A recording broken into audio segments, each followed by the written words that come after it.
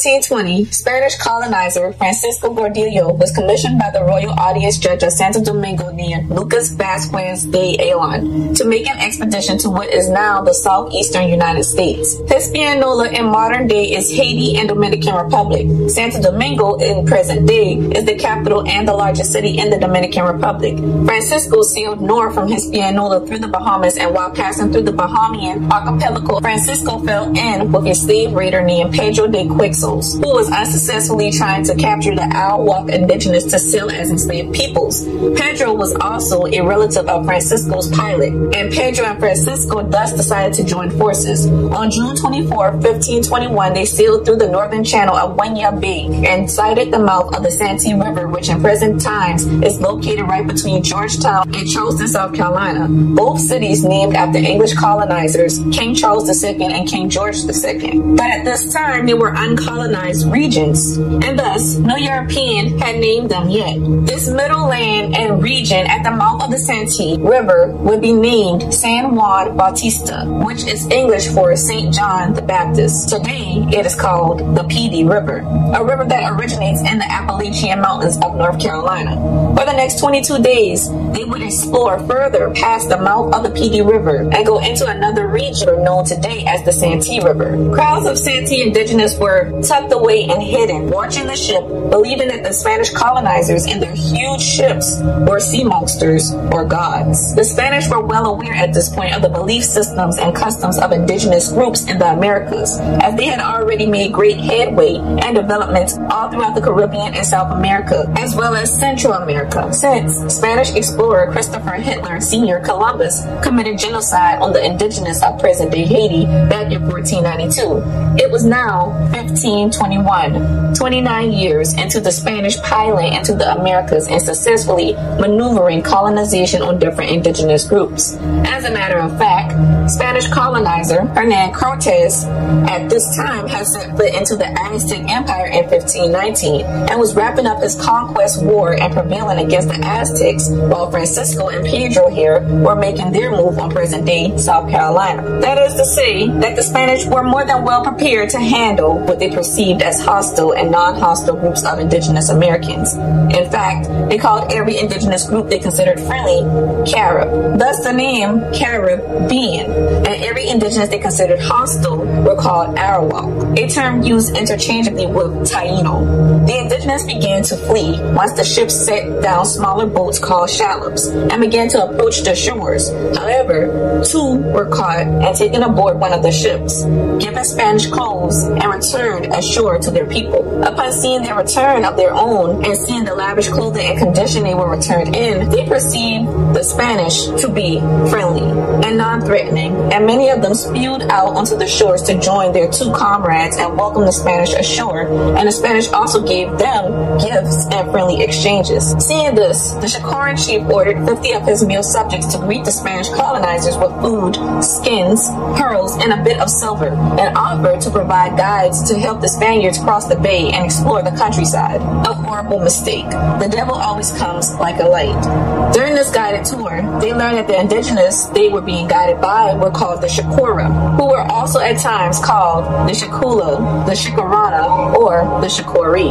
The Spaniards also noticed the countryside's rich soil. In typical colonizer fashion, they invited the natives aboard to see their ships, a reciprocal action for the nice, non-ill-intended guided tour that the beautiful people of the Santee had given them. Those who entered the ship were quickly trapped. The colonizers quickly raised their anchors and set sail back to Santo Domingo with 70 of the indigenous still aboard. It was on that very same day of Sunday, June 31st of the year 1521, when Francisco, along with another captain, took possession of the land in the name of their king, cutting crosses into the trees of the Santee. What happened was that Lucas Vasquez de Ayllon, the man who commissioned this expedition, who was back in Santo Domingo at this time, had ordered Francisco to cultivate cultivate friendly relations with the indigenous that he encountered to prepare for later colonization. He had planned on making them subject to the Spanish for when the Spanish settled more into South Carolina at a later time.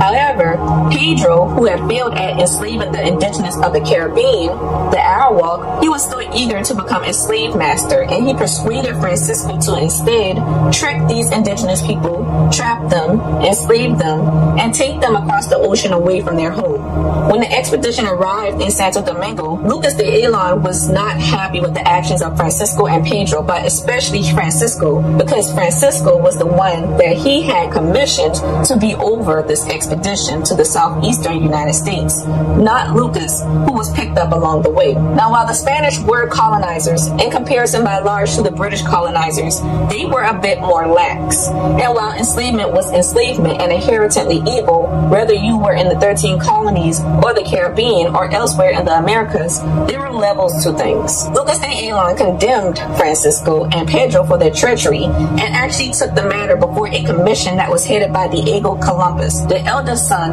of Christopher Adolf Hitler Sr. Columbus, the man who claims to have discovered America, a land that had already been inhabited for over 10 to 20,000 years by the time he arrived. This commission, headed by Diego Columbus, declared the captive indigenous to be free and ordered them to be returned back to their home on the mainland, back to the Santee region. This is something the English colonizers would have never even considered. The problem was, though, this trip would never occur as it was considered too costly. And unfortunately, as a result, most of the indigenous brought from the Santee River had died off within 2 years of arriving and died as homeless wanderers of the streets of Santo Domingo. This is a key insight into how different the colonization between the Spanish and the English was. Once the 13 colonies of the English were established, a black person could not just simply be walking around town all free and willy-nilly. There was no being homeless or masterless. We cannot even walk while black in modern day without being hassled. A man who had been aboard the ship, however, and kidnapped from his homeland along the Santee and PD River of the Chicora, he, however, did not die. He began actually working for Lucas de Ayllón and was baptized Catholic and renamed Francisco Chicora. Chicora would go on to go with Lucas to Spain, where Chicora would meet a journalist named Peter Motter. And Chicora would tell Peter all about his people, their customs, their culture, as well as the culture of the neighboring provinces and people of his homeland, such as the Cherokee and Creek indigenous. Chicora told him belonging to one of the Siouan-speaking territories who were subject to Chief Datha of Duher, who Francisco Chicora described as being his people's gigantic king, who was not only of a different race from the Chicora and his people, but Chief Datha ruled a race of giants, and these giants all had blonde hair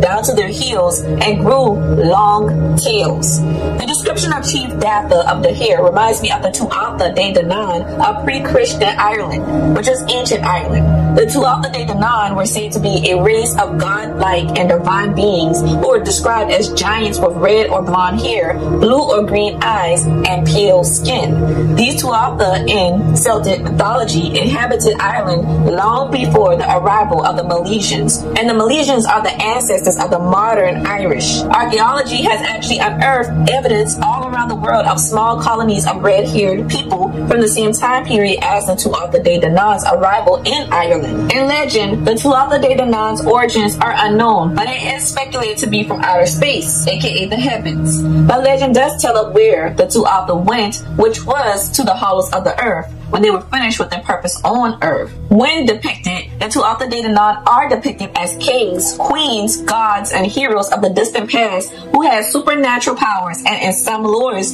they were said to have been fallen angels. The Tuatha De did have a superior entity named Danu, of which has been speculated to be a conflation of Anu, the superior entity of the Anunnaki. And the Anunnaki is used as a term that encompasses the many different species that once dwelt on Earth, who descended onto the Earth from outer space, who are the gods of ancient religions and assimilated into modern religion. Anu and or his son Enlil is usually the supreme entity of every religion. But since the Tower of Babel's confusion of tongues, their names are under another name in different cultures and in different tongues. We see the same story of these same entities playing parts in all the indigenous people that we covered. I do believe that the Tuatha De Danann species are the same species of the Anunnaki who once visited the ancestors ancestral Chicoranas, which is what Francisco Chicora was referring to when talking to Peter Martyr. The Tuatha De Danann themselves are said to have went to live inside the earth, to the other world or underworld, which some religions would call hell. And in such instances, the Tuatha De Danann going into the underworld would be similar to religion saying that the fallen angels went to hell. But outside of religion, the Anunnaki dwelt in the skies,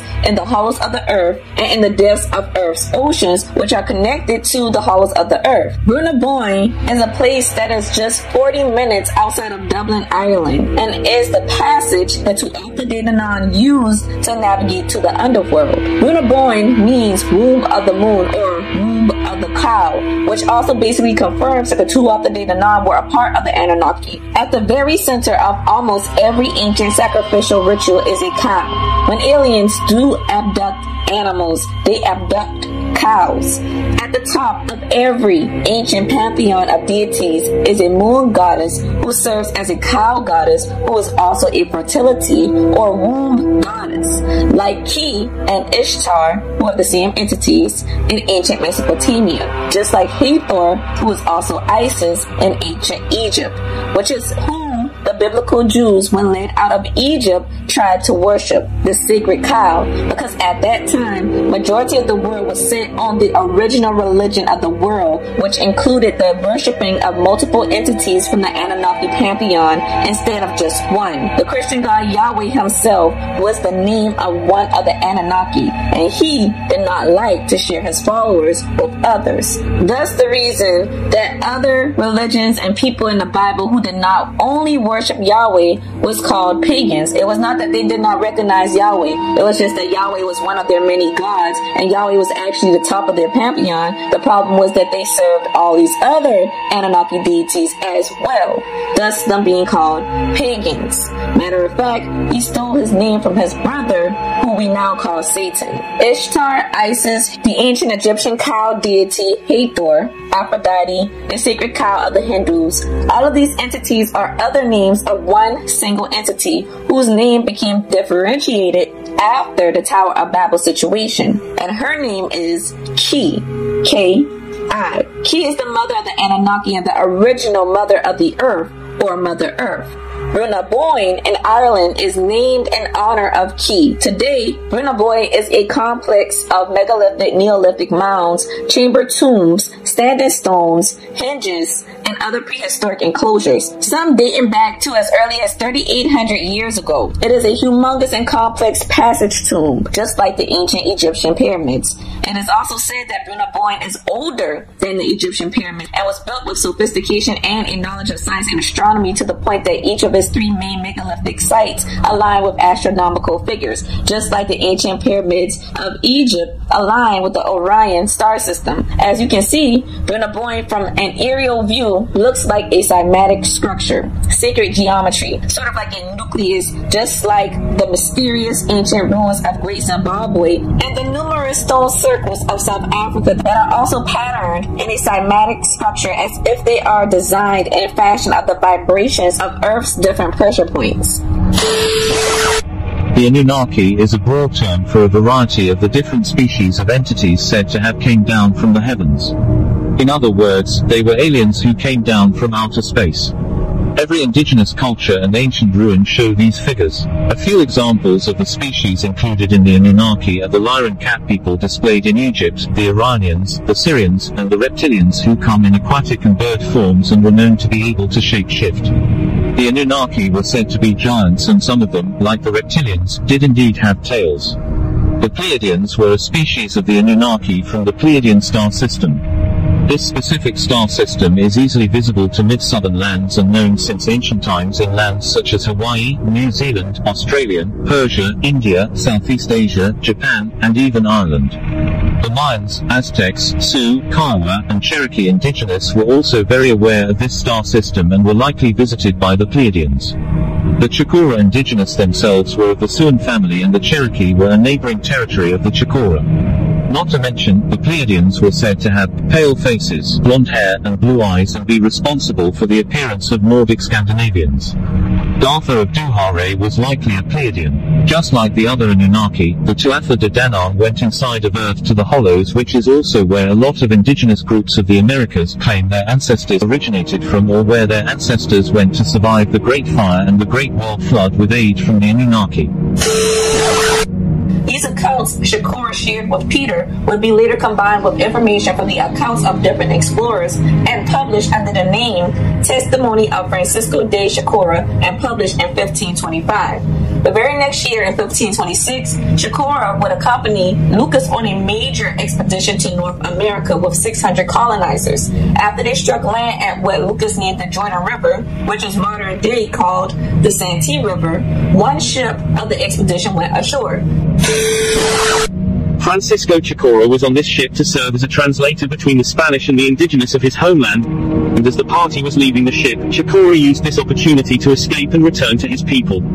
After Chicora's successful escape, no other history is found on him. Amongst Lucas de Island's group of 600 colonists were enslaved Africans. They were actually the first enslaved Africans to be brought to modern-day USA. Almost 100 years before enslaved Africans were brought to Virginia by the English in 1619. Lucas attempted to settle what is now Pawleys Island, South Carolina, but failed due to the poor soil and sparse indigenous population. After a month, Lucas moved the colony into Georgia along the Sapelo River, where it failed in a few months. Lucas continued on and settled the short-lived colony of San Miguel de Gualdape in South Carolina on September 29 of 1526. It was the first European settlement in what became the continental United States, and the third in North America north of Mexico. Settlers endured exhaustion, cold, hunger, disease, and troubles with the local natives. When Lucas died October 18 of that same year from an unnamed illness, the entire settlement fell apart. Some of the enslaved Africans escaped to live with the local indigenous, and the other 150 survivors returned to Santo Domingo.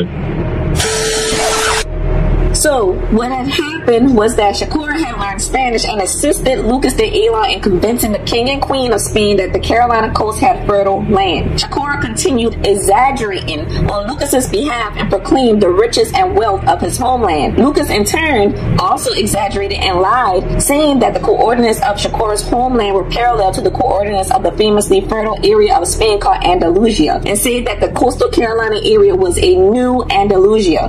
After hearing the both of them state all these grand and great things, of course, the crown granted Lucas de Ayllon's request for another expedition. On June 12th of the year 1523, Lucas signed a contract with the crown allowing him to establish a settlement on the eastern seaboard of what is now called the United States of America, and he would be allowed to conduct trade with the local indigenous there. He was appointed as governor for life and given the title of High Sheriff, which would be held by Lucas and his heirs forever. In return for this and other numerous privileges, Lucas was required to perform a more detailed exploration of the region and establish missions, churches, and a Franciscan monastery to support the conversion of the indigenous population. He was restrained from implementing encomienda, or other means of forcing the indigenous into enslavement or forced labor. Encomienda was a Spanish labor system that rewarded colonizers with the labor of the non-Christianized people that they encountered and conquered. Between the years of 1520 and 1530, nearly all the indigenous people in the Spanish colony of Hispaniola were dead from the diseases that were spread to them by the Spanish. So enslaved Africans were brought in as replacements. So when Lucas went on his 600-person expedition to coastal South Carolina, 100 enslaved Africans were amongst that 600. On August 9th of 1526, when Lucas de Ayllon and his crew touched base along the PD River, almost immediately their largest ship sank by hitting a huge sandbar. While all the passengers were rescued, the crew had lost most of their food and supplies. Once on land, matters only grew worse when Lucas de Ayllon saw Francisco Chicora immediately take a run for it into the forest and disappear. At this point, Lucas and Chicora had built a nice relationship as at least friends or comrades, or at least that's what Lucas believed. Chicora even helped Lucas get commissioned to take the expedition to the Carolina coast. So of course, Lucas was shocked and ultimately realized Francisco de Chicora had pulled one over on him just to get back home. Chicora had already been to Santo Domingo and Spain and seeing all that was there, and still, there was no place like home. I just think this is a really hilarious moment and very clever on Chicora's part. It shows how Lucas really thought that the life introduced to Chicora was so good that he could trust to take this man back across the seas to his homelands, and that he would not just take off like that. The problem was that Chicora's escape left the colonists with no way to communicate with their new neighbors, causing Lucas to not be able to successfully settle Hollis Island, South Carolina, and only temporarily successfully settle San Miguel Guadalupe in South Carolina, because Lucas had no way of communicating with the local indigenous, and thus he had very little aid. After Lucas de Ayllon's death, the successor that he appointed ruffled people's feathers, and there was a revolt. Listen, y'all, these enslaved Africans burnt the new successor's house down, killed him, and escaped into the forest and later intermarried with local indigenous groups. Yes, the first enslaved Africans known to have been brought to the continent were also the very first enslaved Africans to revolt. Indigenous groups like the Brass Ankles and the Lumbee are two of the groups who prominently intermarried with these runaway enslaved Africans. The Lumbee indigenous of modern-day Robeson County, North Carolina, is the largest indigenous group in North Carolina and the largest indigenous group east of the Mississippi River, and ninth in the United States of America. Robeson County sits on the border of South and North Carolina. The Lumbee have inhabited this area for over 14,000 years and are named after the Lumbee River. In modern day, the Lumbee are said to be the descendants of the English colonizers of the lost colony of Roanoke, who intermarried with the Croatan indigenous. If you do not know the story of the lost colony of Roanoke Island in North Carolina, it is about how the Roanoke colony of English colonizers disappeared during a difficult winter. Literally went poof.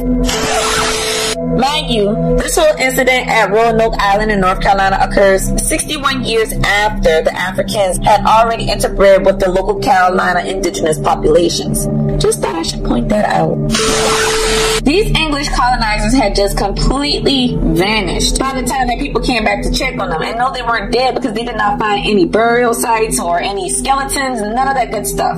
They literally were just gone. They were not there. The only thing left of them was the word Croatan, carved into a tree. Now, speaking of Croatan, the Brass Knuckles are the other prominent group that the enslaved Africans who escaped the San Miguel Guadalupe settlement intermarried with. The Brass Knuckles are also known as the Croatan indigenous, and they are a part of the Algonquin indigenous language group alongside their neighboring Yamasee and Cherokee brethren, who the enslaved Africans also intermarried with. While the Croatan are known for their involvement with the lost colony of Roanoke, they also lived in the swamp areas of Holly Hill, South Carolina, Summerville, South Carolina, and Goose Creek, South Carolina. Summerville and Goose Creek, South Carolina are both considered to be a subdivision of the greater Charleston area. They and the enslaved Africans shared the same animistic sorcery-based spiritualism. These same belief systems mirror voodoo and its children's spiritualities that are practiced all throughout the Americas today.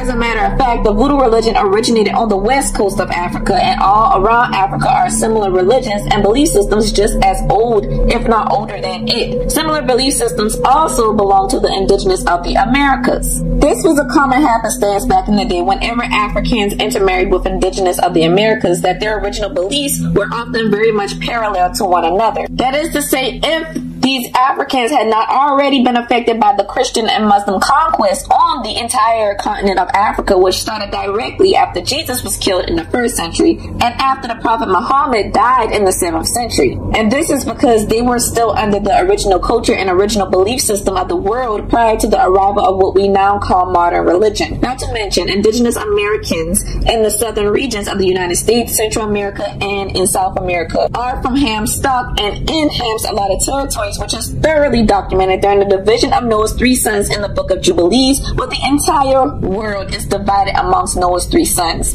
not just the Middle East. So there you have it. San Miguel de Guadalupe, South Carolina, was the first European colony in what is now the United States, preceding the unsuccessful colony at Pensacola, Florida by 33 years, St. Augustine, Florida by 39 years, the Roanoke colony by 61 years, and Jamestown, Virginia by 81 years.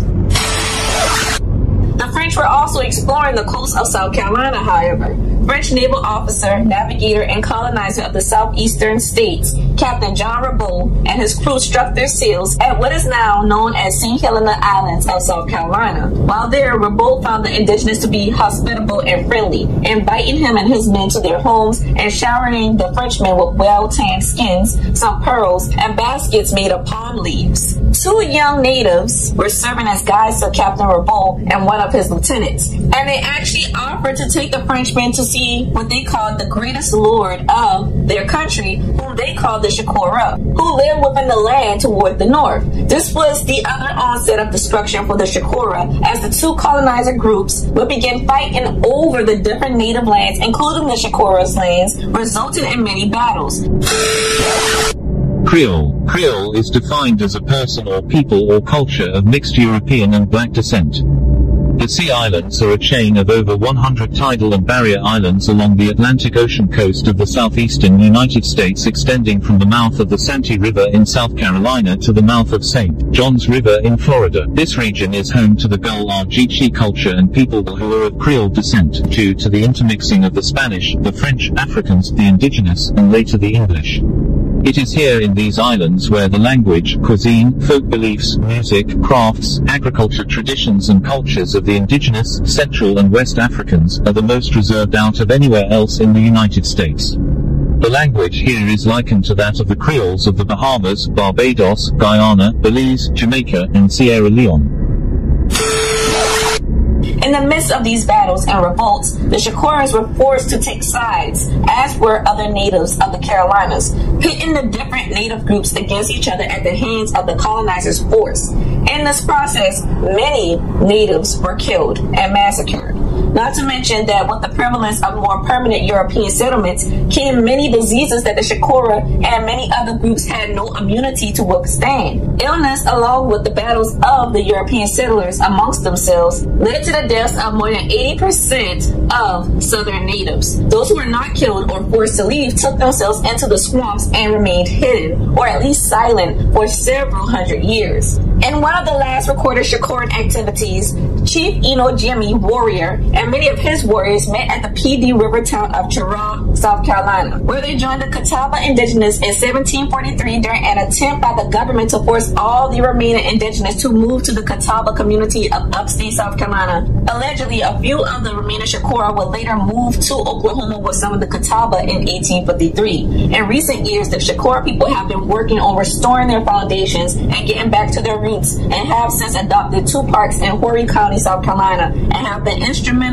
to helping different organizations in the community take care of Mother Earth and bring awareness to the history of the Chicora. The Chicora are the eldest and at one time the largest nation in South Carolina. This nation originally stretched from the Savannah River to the Cape Fear River in North Carolina and as far west as the Piedmont region. The Chicora people grew corn, tobacco, gourds, squash, and beans in their gardens and domesticated animals like deer and chickens. They fished the rivers and saltwater marshes of the area, as well as did fishing in the seas. Because of their location, they may have been some of the first natives to actually see the Spanish. The goals of the Chicora in modern day are to work with federal, state, local government agencies, local schools, corporations, organizations, and all people to bring awareness of the original people of this area. They are working toward implementing programs such as an educational program, healthcare program, employment programs, and housing and transportation programs for their people.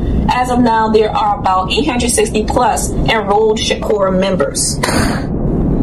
I am Gullah, born and raised, with ancestral roots in the Yoruban, the Khoisan, the Congo, the Bantu, and the Nubian ethnic groups of Africa, as well as that of the Mesoamerican indigenous, the French, the English, and the Spanish. My people were also the Guanches of the Canary Islands, who were African Moors and indigenous inhabitants of the Canary Islands, which now belongs to Spain. I have ancestors who were taken from the Congo and West Africa's coast and shipped off to the Caribbean and to South America, to places like Grenada and Suriname. I am the direct descendant of Pharaoh Ramesses III, alleged Pharaoh of Egypt that served as the antagonist in the biblical book of Exodus. Oh, the irony. I can go on and on, as this is not the full extent of my ancestry. However, this video and history itself is a testament of what occurred generations ago to create me, to create my culture, my people. You have to know where you came from to understand just who you are and why you are. Due to gentrification, the Gullah culture too is dwindling. This is my history.